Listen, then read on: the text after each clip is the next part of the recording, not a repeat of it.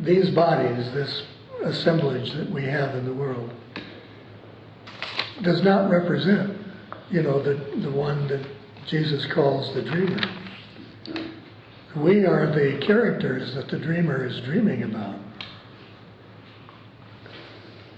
And it is those characters that are doing and having all of the experiences of separateness that are going around. In fact, for me, that's one of the greatest understandings that helps me not to judge myself so strongly, at least, when I have those crazy thoughts. I remind myself, wait a minute, if I am in touch with the God Self, the Holy Spirit, and asking to see a vision that He holds of the reality of me, then that vision is not going to have anything to do with Tom. That vision is not Teddy. That vision is of the self that God created. Have you thought about that? When you're wrapped up and intent on judging yourself, what is it that you're judging? Are you judging? We all have a tendency just to judge the ego. If we weren't, we wouldn't find anything we could relate to that we'd be judging. So what we're doing is judging the character in a story that we're telling that isn't true. Is that insanity or what? Judging a character in a story we make up that isn't true. So guess what? When you think you're judging someone else, what are you judging? You're not even judging the story or the character that they're talking about. You're judging your interpretation of a story that they are telling that isn't true. So it becomes even more removed, what we're doing.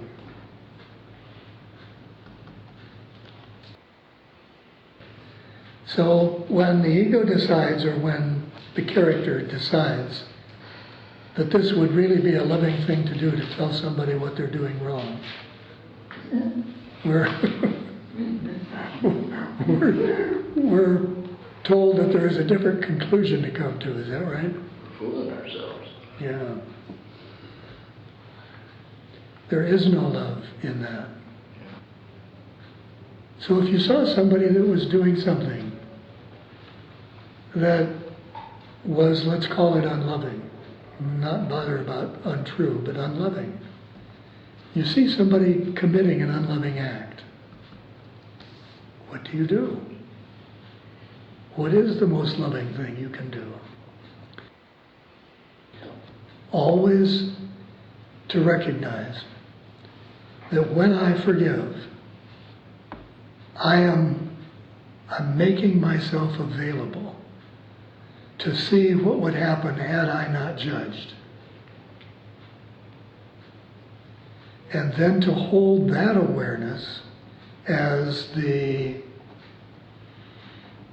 healing of the judgment. In other words, I see somebody committing an unloving act, and I ask, what should I do? And the answer comes back, see him as God created him.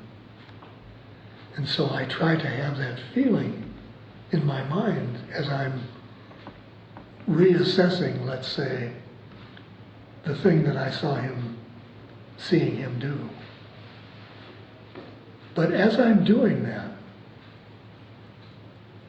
nothing seems to change until the thought comes into my mind, my goodness, if I am to see him as God created him, I would actually love him. So the two steps for me are always in the forgiveness process are always the first one, to ask to see it differently, and then to secondly impose, if you will, the feeling of loving that will replace the judgment. Otherwise, what is the benefit, or where is the benefit in my seeing it differently? If I don't follow up on the love that the judgment hid to begin with. We all know, I think, by this time, that when we refuse to judge anything, when we are only looking through the vision of the God self, we see nothing that is not loving. There's nothing there that is not loving.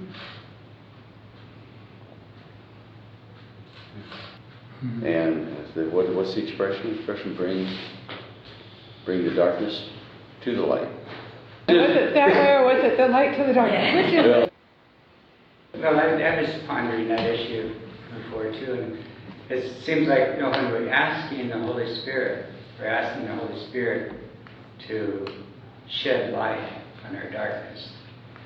So it sounds like we're trying to light down to the darkness, but we forget the initial step is we're asking. Yes, there you go. That's good. And the asking is bringing the darkness to the light. Yes, thank you. That's a good explanation. Yeah.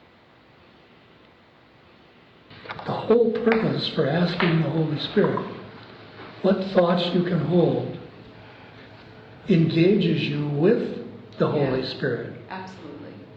And it brings back to you from the Holy Spirit, to you, the character in the dream. It brings back to that character a sense of lovability.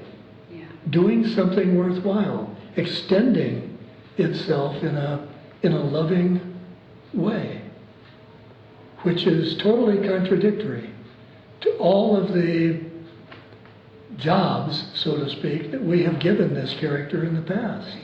We've automatically just allowed what showed up to be the ego's interpretation.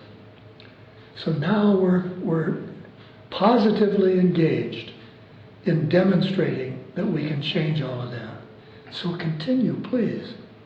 Continue to ask the God Self what you can do. What is there for me right now that I could do that would be the most helpful? And then stay tuned for the feedback that you get from that. That's even probably more important than the asking part. Stay in touch with the feedback that comes to you as a result. Because we are so accustomed to the ego's direction, making a correction nearly always would involve the sense of doing something exterior, something outside, something in the world, so to speak. How do we really change our mind? How do we, when brother says, accept this today, just accept this today, and this and this and this is what will happen. Miracles will happen. We change our mind when we read, for instance, a quote like that, and then we embrace that as a part of our belief system by doing the process of making choices that are in alignment with that. So when brother says, accept the love of God, how do I know when I've accepted the love of God? How do any of us know when it seems like a moment later our mind is running willy-nilly again? But you see, now we're back to the value of learning to accept the nurturing of the God Self. Because now we've got another position in our thinking that is totally not influenced by the ego. So, I say, how do I accept the love of God? Well, the next time I would have a tendency to judge someone, I would remember, I am accepting the love of God. How can I accept the love of God? By giving it. That's the basic premise the Course teaches us. Prove that you have something by giving it away. So instead of judging them, knowing that what I was trying to do was to accept the love of God for myself, I would extend to them my love. Not even necessarily the love of God, but my love. I would try to hold them in as loving a place as I possibly could. So by doing that, then, remembering each time I was able to remember throughout the day, I am changing my mind because I'm choosing a different way to live my life. I take in what the Holy Spirit gives me as guidance, and then I use that in the choices that I make. And as I do that, I am changing my mind. I'm changing my belief. Because what is belief? Except our exercising the choices that that belief would dictate. And if it is my desire to be a loving being, then I must exercise the choices of giving my love out. The term love goes past beyond my mind. It's such a profound thing that I feel I have to use something that is consistent with love. Mm-hmm. Because I can't, it's kind of like I can't recognize in myself. I can't recognize in myself that I'm either feeling God's love or that I can convey God's love. But what I can do, feel that what I can do, is something consistent with that. Sam, let me make a suggestion. Yeah. This is so perfect. The next time, instead of using enrichment, use love. With the specific intention that you are doing it because you want to learn it. That's the purpose for the God Self, being in touch with you. That's the purpose for all of us, asking, what can I do? What thought can I hold that will be helpful? Because what comes back to us is the thought the Holy Spirit is giving us to hold. So as you make it your intention to give love, then it's going to be the gift of love, the gift of understanding what love is, that will be given back to you. Because the two are the same. You know how many times he tells us giving and receiving are the same, and he says it in 1,000 different ways, but it's always to allow us to see the interchange of that. Because there is only one giver and one receiver. How could it not be that way? How could it? Yeah, it could. But you see, our coming to recognize that is what really heals us of our sense of separation. Because as we heal it, we are drawn into that oneness.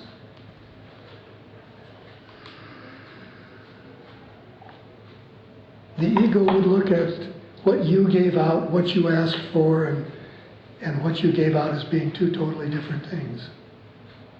Because it sees the separation. But when you allow the Holy Spirit to demonstrate that giving is receiving, you're moving into the awareness of a singularity of the consciousness that serves itself. It serves itself by serving others. Well, kind of along that line, it's just as I sort of sit here, and other people are making their comments. I feel like a hunger, actually, for those comments, for the comments that each one of you make, because you've got another slant, maybe, or another. It's kind of like I feel like I kind of depend on everybody here to expand my grasp and understanding of what we're studying here. That's beautiful. And so that hunger is always there. I'm like hoping, well, who's going to talk next and say something, and then I can sort of, get in there and gradually get that, whatever that is you've got. And it's so advantageous to have that kind of an attitude. yeah, well, That in itself opens your mind enormously. Our whole ego concept is built around the defensiveness of keeping you out there. And our perception of how we do that by making the way we see something a little different from the way you see it. But when you actively look forward to sharing someone else's insights, well, you've blown that to kingdom come. I think that first sentence is fairly powerful. Exactly. The guiltless have no fear, for they are safe and recognize their safety. Wow, that's the opposite of the ego, certainly. Well, if the ego's belief is that what makes you guilty is God's judgment, then you can understand why it wouldn't feel safe. But in the Holy Spirit's recognition that we are the only ones who judge ourselves anyway, when we have let go of the need to judge, it's gone. The undoing of guilt, it just seems to be such a big step. It's just a big obstacle. And yet we all must come to the conclusion that the only process involved in letting go of guilt is the decision to do it. The ego will look eternally for justification. And every time we find a justification, it's again just another ego judgment. The truth is, it didn't happen. It didn't happen. It isn't real. The story in which it seemed to happen took place away from the unity of the oneness of consciousness. And so our interpretation, our experience of this thing that we judge didn't happen. And so the only justification that we can ever find in truth for letting it go is the simple choice to let it go. The ego can't do that. Yeah. And that, again, is why we learn to nurture the presence of the God Self. Because it's only there that we can find that truth.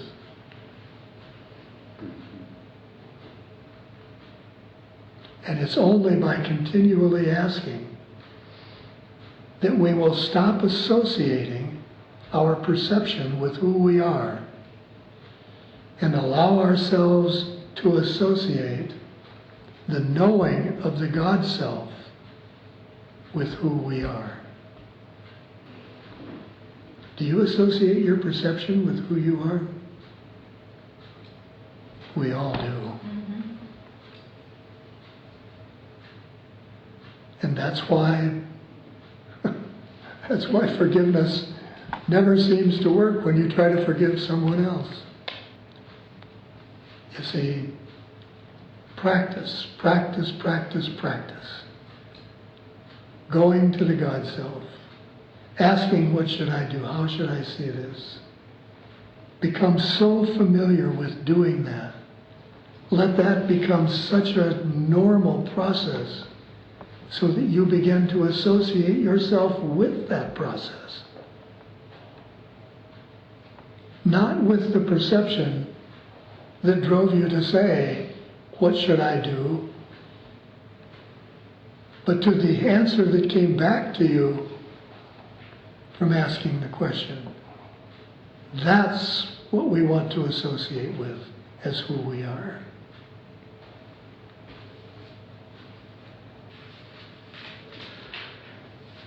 How would you like your week to be next week, this next 7 days?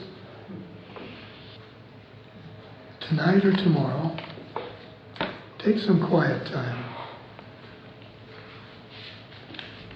and ask yourself, how would I like this week to be? And then ask the God self if that's a feasible plan. And if you get the positive response, then simply ask that this is what you are led to experience. Pay particular attention when things come up that would seem to deter you from having that experience, because those will be the opportunities to see differently. Those will be the opportunities to allow yourself to be put back on path. If we do this with a loving intention, we will one day find it far easier to wake up in the morning and say, okay, God, what's your plan for today? But the first step is to recognize how that can come in choosing what you would choose. So, if you would like to try it, why, I invite you to do that. No, you would say, this is the way I would like my week to be. Okay. You know, for instance, I would say, I would like my week to be one of only recognizing someone's loving intention, regardless of what seemed to happen. Now, I would say to the God self, is this feasible, or have I missed something? God self might say, no, this is good. This will be helpful. Okay, well then, show me each moment how to have that week. Don has just described a series of, let's say, unpleasant happenings. Traveling. Yeah. So one of the things that we are prone to do, we in the New Age community, is to look at that and say, oh my God, what did I do to create this? Anybody ever have that experience? Oh, yeah. What did I ever do to create all of this? Well, what was it that you created? The things that happened just happened. Your creation, so to speak, was how you interpreted them. So you could look at it and even become very upset by it.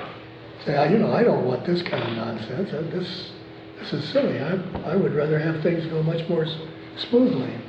And then, of course, they would have. The point is, you don't have to be responsible for the events. You do have to be responsible for how you interpret and experience the events.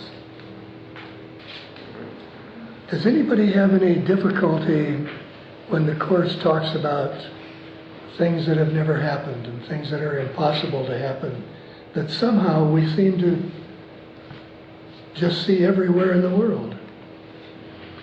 And yet the Course says that's not happening. That's impossible to happen.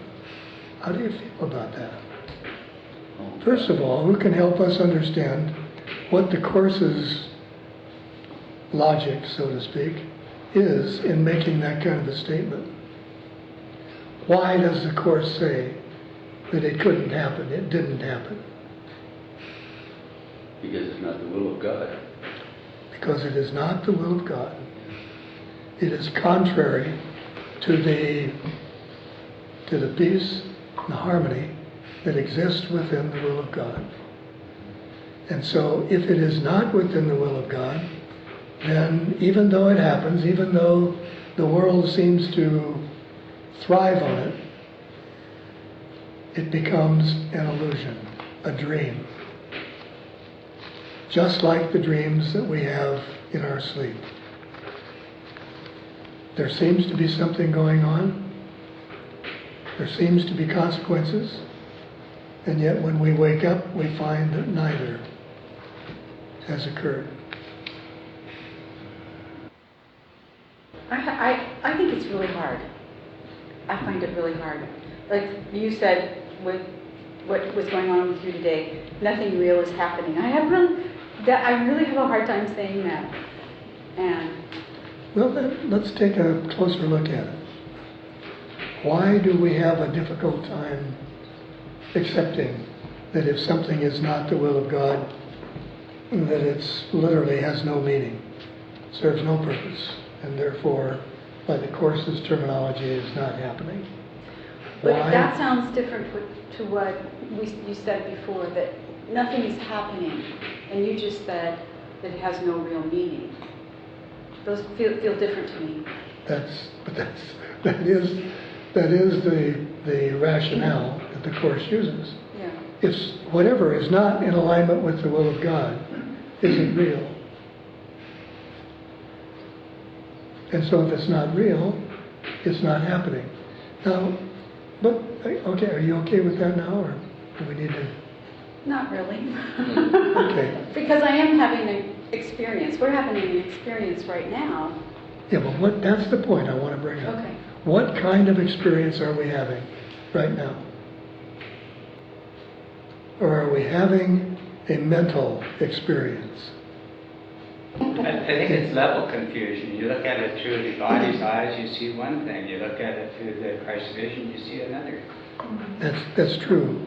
I'm trying at this point, that's absolutely true, Roger, but I'm trying at this point to give us a more solid, I'm going to call it even an ego understanding for why it is acceptable to say nothing is happening. The whole idea is, yes, we resist that because we know it doesn't incorporate our body. And yet the experience that we're having right now in the world is not an experience that the body determines any meaning for whatsoever. The body is actually irrelevant to the experience that we have in the world. There is nothing in the body, no mechanism, no awareness in the body that establishes any criteria for how you feel about what is happening. Oh, okay. What about when the body seems to be in pain? When the body seems to be in pain, it's because the mind has determined something is amiss and creates the sensation of pain. Have you ever watched someone under hypnosis, or the magic that people do to other people when they're seemingly under hypnosis? Where they can take a cigarette and put it against the skin and nothing happens. It not only doesn't hurt, nothing happens. No burn, nothing. There is no mechanism in the body to give meaning to what happens in our experience, and that includes the brain. The brain records what happens in the body, and what's the word I want? Orchestrates how the body functions. But it does so only on orders from the mind. Take away the mind, and the experience goes away. There is no experience. Take away the meaning you give something, which is what we were just talking about a moment ago, Don. Take away the meaning that you give it, and it's as though it didn't happen. Literally, it's as though it didn't happen.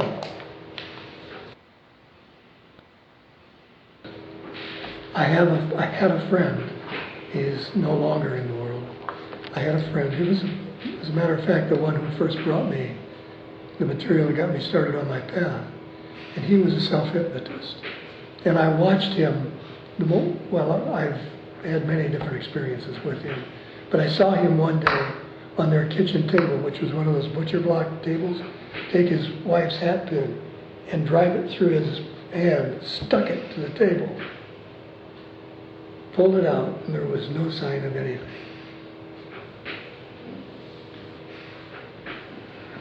So now, can you understand or begin to get more of a glimpse into why the Course says, if it is not according to the will of God, it didn't happen? In other words, if you withdrew your judgment about it, if you allowed God's perception, so to speak, God's awareness to control your awareness, nothing would have happened that would have changed or affected anything within your experience. That is the power of our mind to determine the world, to make the world, and to create our experiences in the world.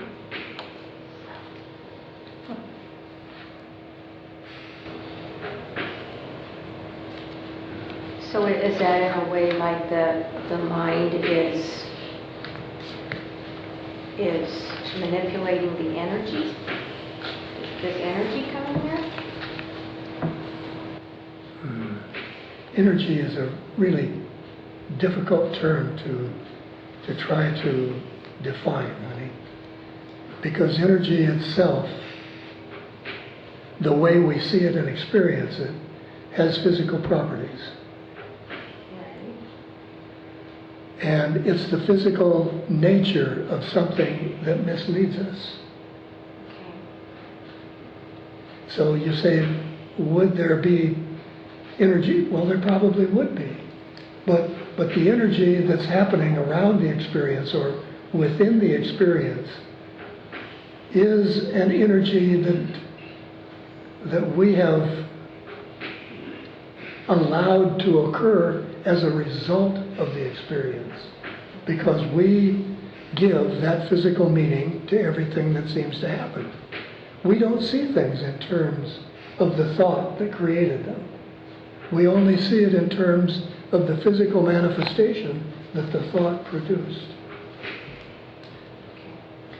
That's what the body's eyes see, because that's what the mind's belief about the body is.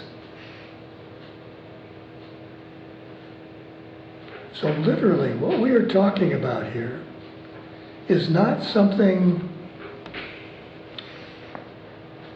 hypothetical. We are literally talking about how to change our mind and to change, first step, how to change our mind and how to change the world that mind makes.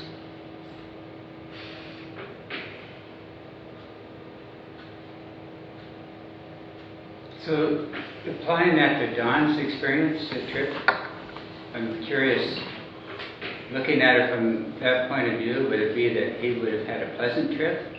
Or because his body was an illusion, he wouldn't have had any trip at all? Either one, whichever he chose.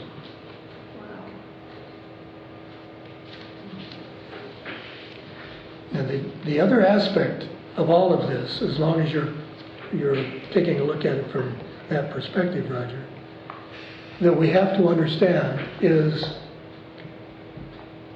that what's going on in the world right now, what's going on in the world is an effect of the ego consciousness.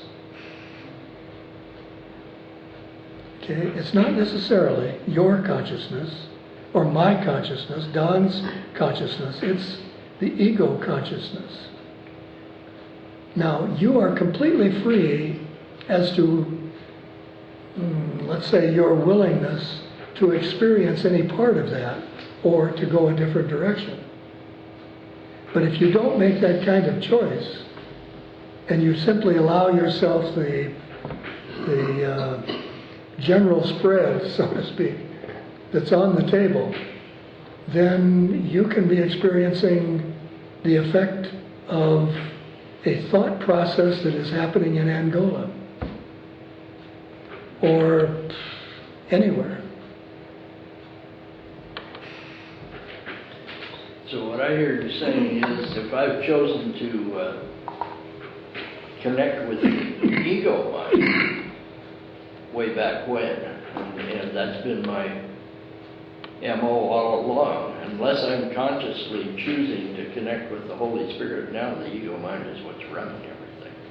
It's a beautiful way to describe it. Thank you, Brian. Yes, that's exactly what happens. And that's why now it becomes even more obvious why he says, nurture the presence of the Holy Spirit. Let the choice to join with that presence replace the choice, the default choice, to simply experience what's going on in the ego consciousness.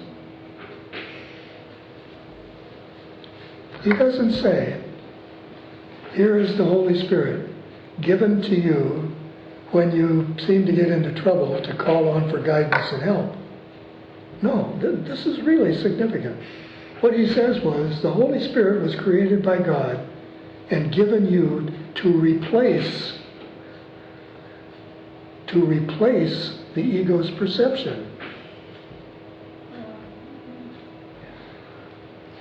So you see it's why it's so important.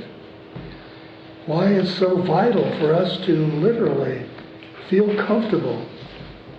And whenever something, before anything ever comes up, just to say, tune me in. Let me switch channels here and go to the presence of the Holy Spirit in our consciousness right now. Let me begin to flow with that train of thought rather than the train of thought produced by the ego's consciousness. Is that experience going to be real? In the strictest terms, no. It is not real. But I think I'm trying to remember now exactly the phrase he used. True perception. It's called true perception, but the phrase he uses is that it may not be real, but it carries with it the light of heaven that allows you to see, that allows you not to see any more illusions or dreams, so to speak, but to bring the presence of the awareness of heaven into your consciousness. Sometimes it refers to it as the reflection of heaven on earth. Reflection of heaven on earth. Good, thank you. When somebody goes into a nursing home, the dog will die. Mm-hmm. Or when somebody gets real ill and everything, the cat will die. But that's not necessarily a negative thing, that they die. It's tuning in to that wavelength, that energy that induces a sense of something being wrong. Mm-hmm. And you're right, that doesn't need to happen. No. But if she chooses to continue to let it happen, then you go that way. I go that way. But I had to do a lot of soul searching and then doing this and then thinking about, okay, I can let go. I've let go. But that's why it's so important, honey, for you to do exactly that same thing with Jerry. To see him whole and well, regardless of what happens to his body. You're not trying to fix his body. Really, you're not trying to make his body well. You are trying to help him see the truth of himself. And then the choice is his, or whatever. of what happens within the physical experience come from that. Right. I'll tell you, one of the things that shocked me a lot when my experience first began with Brother was when he informed me that he is in the same consciousness that I am. And I still don't think I can quite totally fathom how that's possible for him to be fully awakened to the truth of who we are, and at the same time be fully aware of my lack of truth, and literally for us both to be in the same consciousness. But as he puts it, to believe that it's possible not to be in the same place with one another, with God, is what the fallacy of our thinking originates from. The idea, the concept of oneness is true. Whether you're thinking of it in terms of the ego or in terms of spirit, it's true. Oneness. There is no sense of separateness. It just doesn't and can't exist in truth.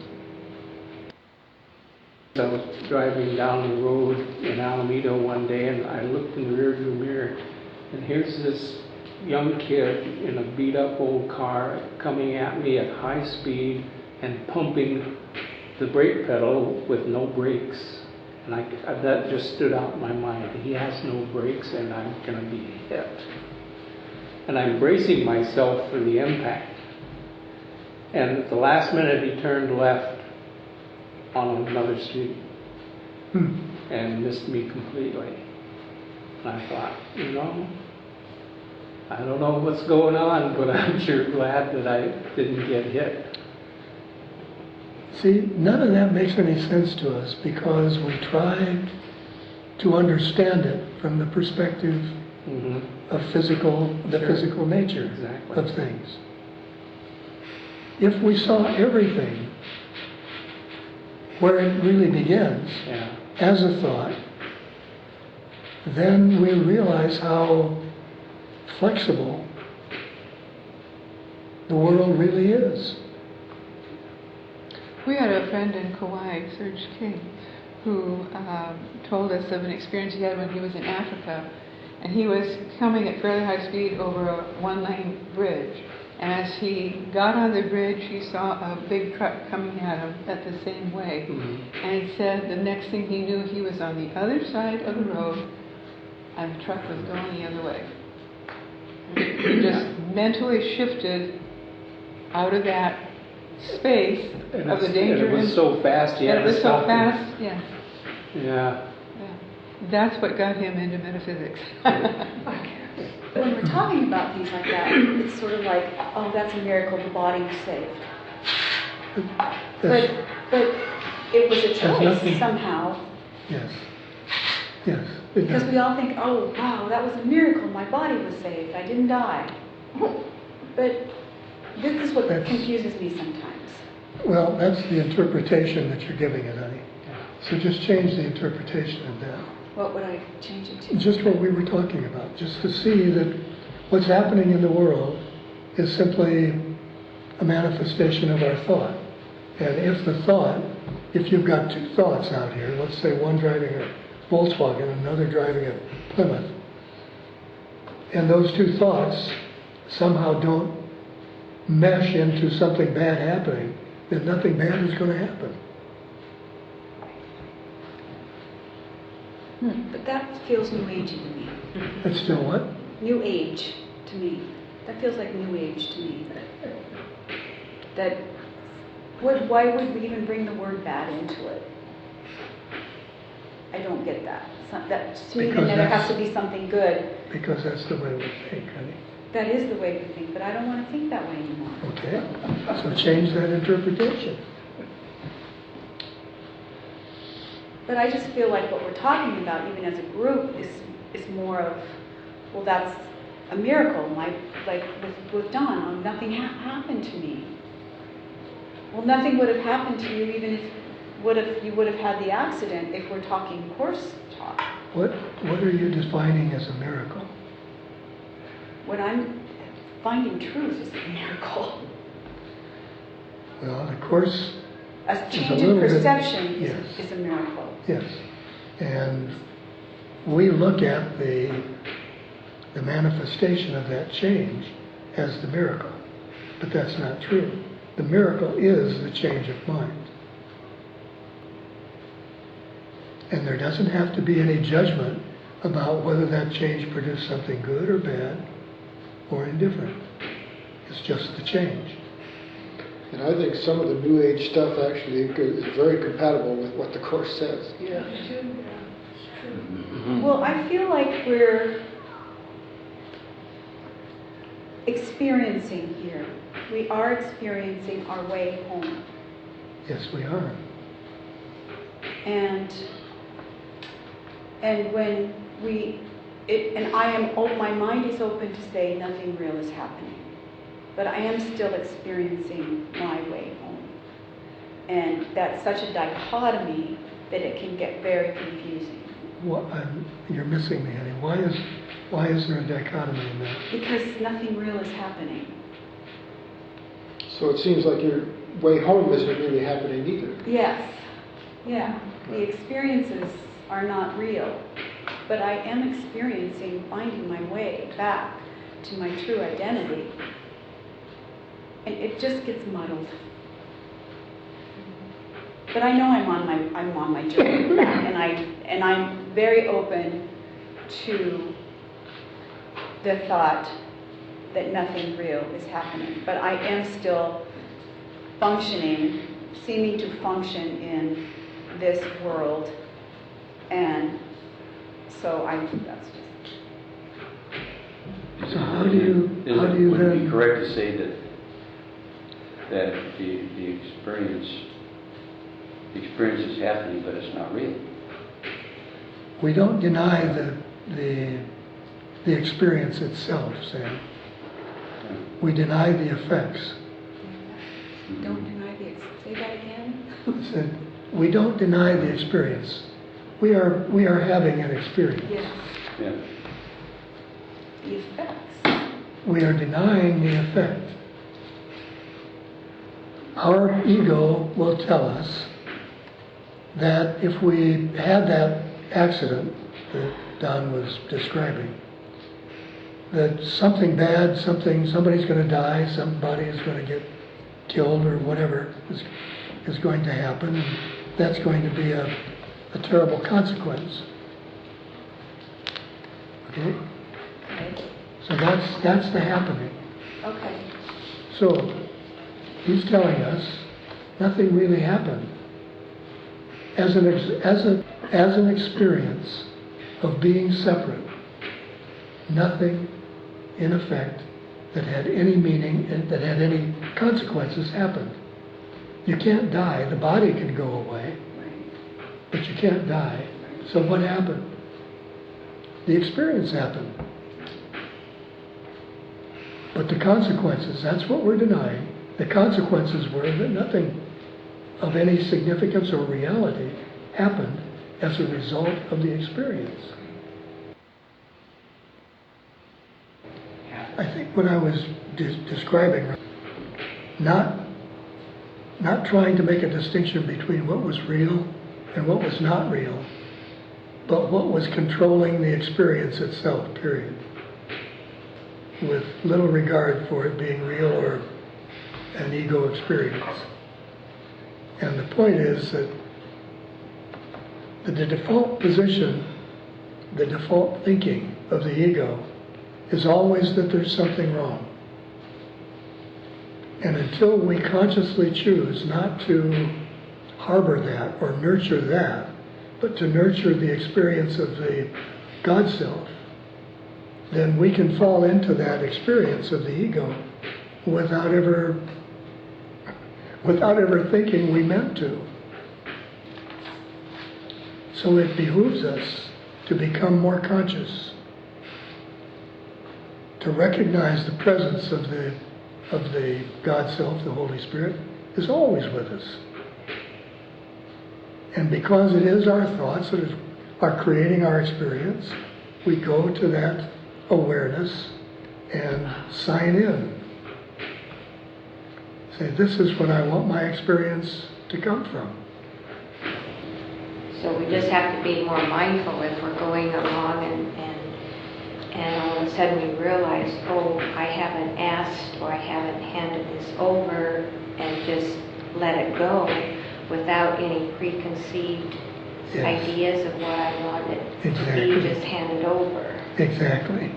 And to be particularly aware that if you have a real fear that you're going to have a flat tire, rather than just say, whoops, nope, I'm choosing not to have a flat tire today, to go to the God Self and say, what's this thought about that's making me determined to have a flat tire? Tom, wouldn't it also be correct to say that it kind of in line with Teresa brought up, that no matter what is transpiring here in our experience, God's plan is going to lead us in the right direction, and it will always be functioning, even though we are misperceiving a whole lot of stuff. It is, Sam, because we don't change the will of God. Yeah. We either become aware of it or we ignore it, but we don't change it. Seems to me to think about it, like, I think it's that the Holy Spirit stands in between the ego mind, can see the ego mind, and also is, of course, seeing the mind of God at the same time. So it's kind of like sitting in sort of a fulcrum there. We can look at this way or look that way, and we're always in that kind of position to redirect it. Well, we are until the choice for the Holy Spirit becomes our default. And then we're always choosing it, whether it's a conscious choice or not. So it's a conscious choice to change your default. It is now, yes. Yes, it is a conscious choice. I'd just like to add one thing to that, which I've started to add to it, is please help me to stay out of your way, and let thy will be done. That's lovely. That's a conscious choice.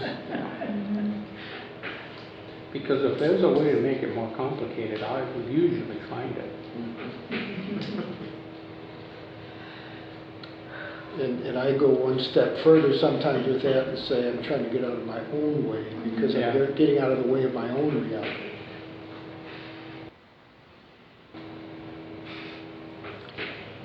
Of course, that's another conundrum in the Course because it tells us that our minds can never be separate from God. Now it tells us the mind that thinks of is separate from God, so that was kind of tough too. And you just said brother is not separated from us, so it is a conundrum. Sometimes I think the terminology in the Course could be a little bit more clear. Many occasions when it uses mind, what it's really specifically referring to is belief. Not the experience of the mind itself, but of the belief within the mind. I was thinking that sentence ought to read, because the mind that thinks these thoughts thinks it is separate from God. That would even be more clear. Yeah. Believes it would be separate from God, yes. What helps me most is, and it gets into this in chapter 18 quite a bit, about fragment. A fragment of the mind is on this journey, while our mind's wholeness remains and is never embarked upon. So that works for me in this explanation of the mind never left, but here. So for me, it would have been better if it said a fragment of this mind. And it gets into that quite a bit in chapter 18. It makes that pretty clear. In fact, you could probably find a spot that that is really clear.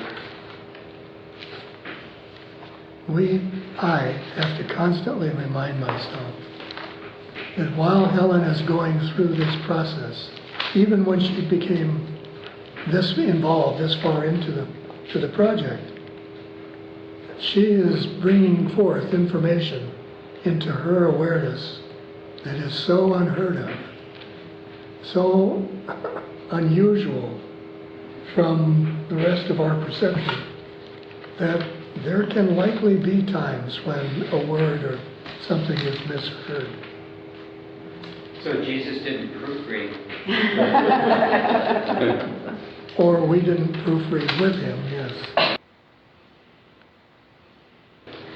I was reading from the text. Linda is pretty deeply engrossed in the text now, and I was reading from part of it a couple of mornings ago where Helen was, now this was right in the beginning when Helen first began to hear, when she was getting a lot of information about Edgar Casey. And Edgar didn't do this and Edgar didn't do that, and I'm reading it and thinking, boy, I've never heard him be critical of anyone, in all of my experience. And then I became aware of my own experience when I first began to hear the voice, and how someone would come and say, I've got a problem, and this is what's kind of going on with me. And it was not difficult at all to let my mind be with their mind and see into their past life experience, to see their belief thing. And at first it became, I can remember wondering, well, who's telling me this? Is Jesus telling me this too? No, obviously he wasn't. It's just part of the process of your mind being open to what's going on in consciousness. Whether it comes through as hearing a voice or just being aware of what's there, it's the same thing. But you have to be able to tell the difference. And I'm sure that's what was going on with Ellen. She wasn't getting this from Jesus. This was just something that she became aware of as she became curious about what was going on with Edgar Casey. See, this is what he's described to us several times as the split mind. That tiny part, as Tom was just reading that fragment, that seems to be split off from the other part. That's just the mind itself, which is whole, processing its belief. And it has two conflicting beliefs. One is its memory of the truth of itself, and the other is totally concerned with the ego's perception. When it says, one of the things that I value a lot is this prayer of responsibility. And when it says, I am responsible for what I see, I choose the feelings I experience, and I decide upon the goal I would achieve. And everything that seems to happen to me, I ask for and receive as I have asked. That does imply that we are dealing with choices at all times in this transitional state that we're in. And that we do have the power to decide for a peace or a loving experience. We have the power to be without fear, or we can fall back into the ego things. But I am responsible for that. God is not going to, or Jesus is not going to go down and say, zap, now I fixed you. It doesn't work that way. We made the choice to be separate. We have to make the choice to be one again, is the way I see it. And it must be of our own will, or it would not be the freedom that we are seeking. He says, I am responsible for what I see. Not to be confused with, I am responsible for making this true. It's just, I am responsible for the way I see it. But that's always so vital for us to remember to ask, regardless of whether we think we know or we don't know. Just ask. Because again, it's not even that it's so important what you're asking about. It's the process of learning to see this other mind as your mind. Learning to use it to replace the ego's perception. So to see that we share the same mind? To see that we are the same. Tom said that he wanted to just bring his manuscript in and pass it around. I asked him if he wouldn't please share with us, the process that he went through. As beautiful as the words may be, as much as they may appeal to us and answer some of our own questions, you've heard me say many times, the real process is the one that happens as you allow your mind to open and embrace the presence, whether you call it God Self or Holy Spirit or Christ or Jesus or Buddha or whatever you may call it, to embrace the presence, because that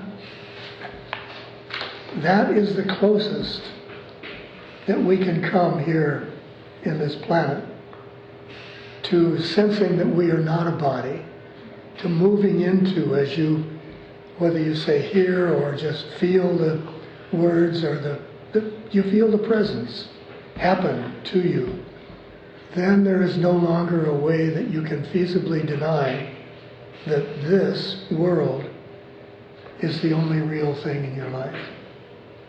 You see what I mean? That's the real happening. And that's why I wanted him to be able to share with you how he brought himself into that awareness and allowed that to happen. The interesting criteria that I have seen over the years of people getting this information is that you have to ask. And that it seems to be really, there's that biblical statement, ask and you shall receive, knock and you shall be answered. The asking is for our benefit. Yes. Because what I've learned is that, and I know you have too, that all you do is like turning a little knob in your mind, and you go from the ego's perception to just being open to what's there. And it's all always there. It can happen any way you're open to receiving it. I was just going to say. As many different people as there are, some people wake up in the morning and find they've written it out at night. Some hear a voice, some get a thought, you can do it anyway, just whatever way you can be most comfortable with. That's how it'll happen for you. But the primary thing is to have your mind open enough to receive it. I think sometimes we really misunderstand when the Course teaches us about seeing differently. I think a lot that we've come to understand is that, or what we've come to believe is that we can learn to see something painful in such a way that the pain becomes irrelevant. And that's not it at all. Seeing differently is what epitomizes the purpose of the Holy Spirit. Seeing differently means that you are seeing from a totally different perspective. In the one case, you may be, we would say we were seeing through the ego's perception. And in another case, when we go to the God Self, we see through the vision of the Holy Spirit. Those two are entirely different. But whatever you see through the vision of the Holy Spirit, then is what you are going to manifest, so to speak, in your world. So seeing differently literally creates a different experience. Literally. Because the seeing itself has changed, and the seeing in this world, the seeing is nothing more than mind projecting its inner images into what it feels is outside itself. In other words, onto the world. So when Jesus tells us the way we change the world is to see it differently, that literally is what he means. But as he points out in this, even early in the air text, you can't ask the ego to change its belief. You understand what I'm saying? Yeah. You can't go to the ego and say, what you believe is wrong, now change it. Yeah, right. Come on, it's just, it's not going to happen. It's like asking the ego, it's saying, you don't exist, so now disappear. That's right. Asking the fox to guard the chicken coop. It's not going to work. And that's why God gave us the Holy Spirit. Because now we have an entirely different frame of reference.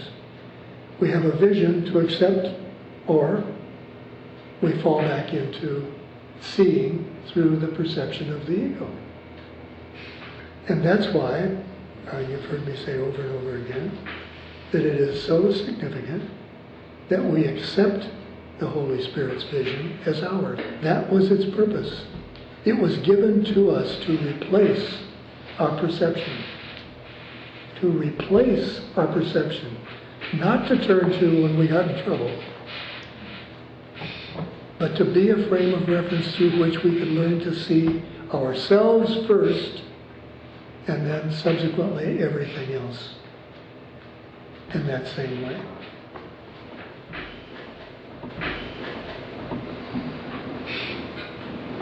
I'd like to go back to that asthma story, seeing how I have asthma, and I was trying to relate that to my own situation.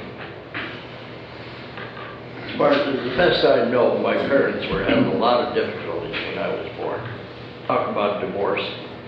And somehow I got the feeling that maybe I was in an attempt to solve this problem. And If they could have compassion for you, they might be able to have compassion for each other. I think that what occurs to me, Brian, is if you would like to, aside from trying to cure the asthma or heal the asthma, if you would like to really find out about this, then, well, what you might do is to get some quiet time, invite the God Self in, always. That's the first step.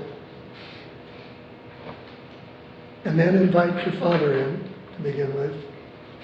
Invite your Father in and ask the God Self what you can do to help your Father realize that He is lovable.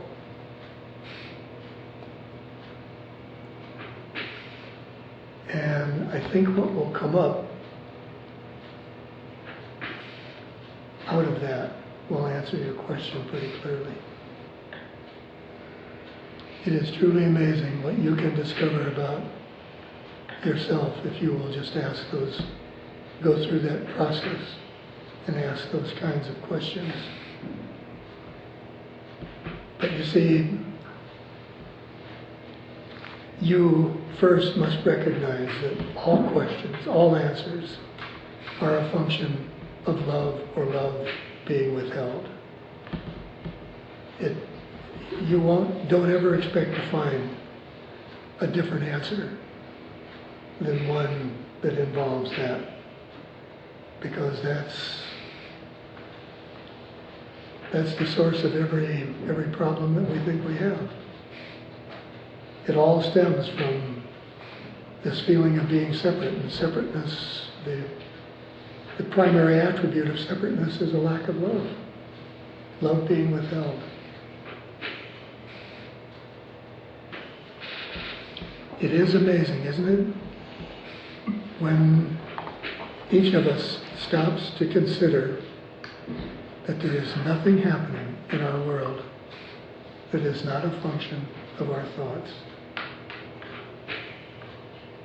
Nothing. If it's our physical well-being, our emotional well-being, our marital issues, our financial issues, our whatever. Nothing's going on except our thoughts are being expressed in such a way that we get a chance to look at them and try to believe that they are happening outside of us so that we don't have to feel responsible. I woke up this morning. The first thought that was in my mind was, oh my goodness, how am I going to cope today? Am I going to have a lot to cope with today? Because I have easy days and harder days, as Carolyn can also tell you. That's one of the ways this so-called disease seems to operate.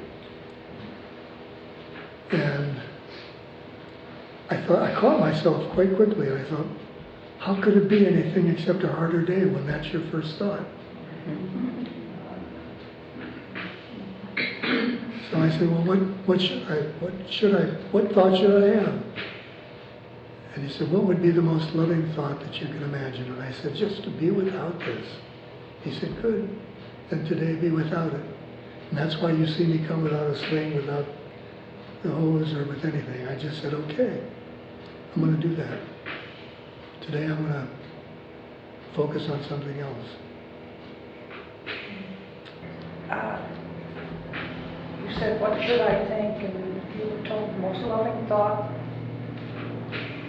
So what was the most loving? The most loving thought in that moment was that I could go through the day without having to worry about breathing or arm hurting or something. Gotcha. I understand that. And he just said, okay, do that. So I'm reminded of the statement, teach only love, for that is what you are. Here you are teaching love, but with the hose and the sling, you're teaching sickness. It is amazing, and I've always felt guilty every time I read in the Course where he says that those who are sick are witnesses to sin. I have always been amazed at the power of my mind, your mind, my mind, to create things and then totally deny them, totally deny it. We have a prior commitment. I think that prior commitment, Tom, is inbred in the ego's consciousness. I think it's one of those implied, implicit things that we sign up for when we agree to, not necessarily even consciously. We do this as a contradiction of our agreement with God, because that's the easiest way for the ego to deny the existence of God. Yeah, it is an actual revolt against God. It is. And I would also ask you to remember there are times when thoughts seem to come into your mind that you have no idea. You say, that's not my thought. Where the heck did that come from? These are the experiences we all have of feeling the movement of the consciousness as a whole through our mind. Because you see, there's only one mind. I don't have a mind that connects to the ego consciousness. That mind, which I use, which you use, which God uses, is the only mind there is. The only distinction we can make is the intention behind the thought that we put into that mind. And when the intention is to experience a loving, harmonious self, we're experiencing the thought of God. When the intention is to experience, I'm loosely paraphrasing here, sin and separation, then we're going to be experiencing the ego's perception. But it's all happening in the same mind. So when there is a thought, and notice this as well, there will be days when I go through my day and I just feel almost bombarded with these fearful, bad thoughts. And I talk to other people and they're having a bad day too. And boy, they're really going through this and going through that. And I turn on the news at night and guess what? That's what's been happening all over the world. You know, there have been terrorist attacks. There have been... So don't negate the possibility of your tuning into something that is not necessarily what you consider to be your thought. It is our thought because we're all connected. I'm saying it's not in the sense of the way we're sitting here now. It is not our thought.